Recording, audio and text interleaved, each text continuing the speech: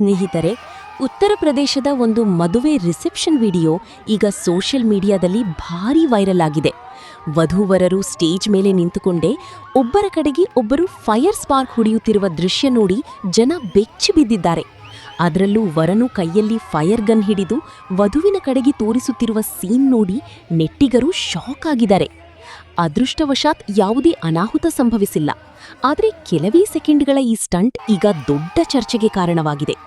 Video viral ಆದ ನಂತರ comment section ತುಂಬಾ ಟ್ರೋಲ್ಗಳಿಂದ ಫುಲ್ ಆಗಿದೆ.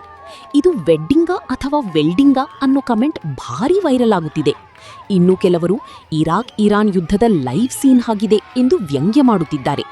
ಮತ್ತಷ್ಟು ಜನ ವೈರಲ್ ಆಗೋಕೆ ಜನ ಏನ್ ಬೇಕಾದ್ರೂ ಮಾಡ್ತಾರೆ ಎಂದು ಟೀಕಿಸುತ್ತಿದ್ದಾರೆ. ಕೆಲವರು ಉತ್ತರ ಭಾರತದ ಜನರ ಬಗ್ಗೆ ಅಸಭ್ಯ ಕಮೆಂಟ್ಗಳನ್ನು ಮಾಡುತ್ತಿದ್ದಾರೆ. ಆದರೆ ಹಲವರು ಇದು ಯಾವ ರಾಜ್ಯದವರೇ ಆಗಿರಲಿ ಇಂತಹ ಅಪಾಯಕಾರಿ ಸ್ಟಂಟ್ಗಳು ಮದುವೆಗಳಲ್ಲಿ ಬೇಡ ಎಂದು ಹೇಳುತ್ತಿದ್ದಾರೆ. ಏಕೆಂದರೆ ಒಂದು ಚಿಕ್ಕ ತಪ್ಪು ದೊಡ್ಡ ದುರಂತಕ್ಕೆ ಕಾರಣವಾಗಬಹುದಿತ್ತು. ಈಗ ಈ ವಿಡಿಯೋ ದೇಶದಾದ್ಯಂತ ಭಾರೀ ಚರ್ಚೆಗೆ ಗ್ರಾಸವಾಗಿದೆ.